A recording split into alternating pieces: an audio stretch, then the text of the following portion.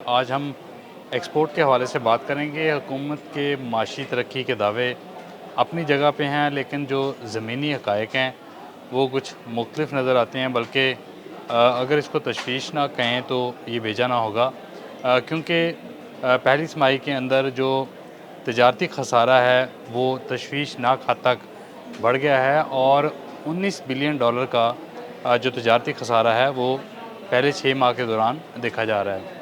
और इसमें अगली तिमाही यानी अगले 6 महीनों में इस ख़दशे का इज़हार किया जा रहा है कि अगर यही तनासुब चलता रहा तो तकरीबन $38 बिलियन का तजारती ख़सारा जो है वो हो सकता है। और ये हुकूमत के लिए सबसे तशवीशनाक बात है। और इसी चीज़ को ओवरकम करने के लिए वज़ीर-ए-आज़म मियाँ मोहम्मद शहबाज शरीफ जो हैं वो ख़ुद भी भाग-दौड़ कर रहे हैं और अपनी जो काबीना के वज़रा हैं उनको भी कुछ टारगेट्स जो हैं वो दिए गए हैं।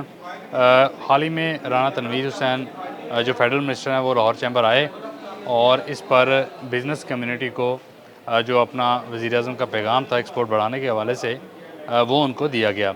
लेकिन इस सिलसिले में सबसे बड़ा क्वेश्चन ये है कि क्या वाक़ई हुकूमत जो है वो एक्सपोर्ट बढ़ाने में संजीदा है, क्योंकि जो इक़दामात अमली तौर पर हुकूमत की जानिब से किए जा रहे हैं वो एक्सपोर्ट को बढ़ाने वाले नहीं हैं। गूड्स ट्रांसपोर्ट की हड़ताल तकरीबन 2-3 हफ़्ते जो है वो चलती रही और इस हवाले से एप्टमा, इसके अलावा लाहौर चैम्बर, फेडरल चैम्बर ये दुहाई देता रहा कि गूड्स ट्रांसपोर्ट के जो मुतालबात हैं, जायज़ मुतालबात हैं, उनको पूरा करें और इस हड़ताल को ख़त्म करें। क्योंकि इस हड़ताल की वजह से जो इंडस्ट्री का रॉ मटेरियल है वो संतों तक नहीं पहुँच पा रहा। संतों में जो तैयार माल पड़ा हुआ है वो पोर्ट्स तक और मुकामी मार्केट्स तक नहीं पहुँच पा रहा। 10-12 दिन ये बातें होती रहीं, लेकिन हुकूमत टस से मस ना हुई और जब अरबों रुपए का नुकसान हो गया उसके बाद जाके हुकूमत जो है उसके सर पे जूं रेंगी और फिर जाके इन मसाइल की जानब तवज्जो दी। दूसरी जानब हम मुल्क की कमाऊ सपूत जो टेक्सटाइल इंडस्ट्री है उसकी बात करें तो टेक्सटाइल इंडस्ट्री का जो मुल्क की एक्सपोर्ट में टोटल शेयर है वो इस वक्त तकरीबन 60% के करीब है। और ये इंडस्ट्री मुल्क के अंदर एक कमाऊ सपूत की हैसियत रखती है। लेकिन इस इंडस्ट्री को भी आप देखें तो इसको भी बड़े सीवियर किस्म के जो मसाइल हैं उनका सामना है। अभी तक इस इंडस्ट्री के लिए मुल्क के अंदर जो कॉटन पॉलिसी है वही नहीं बन सकी।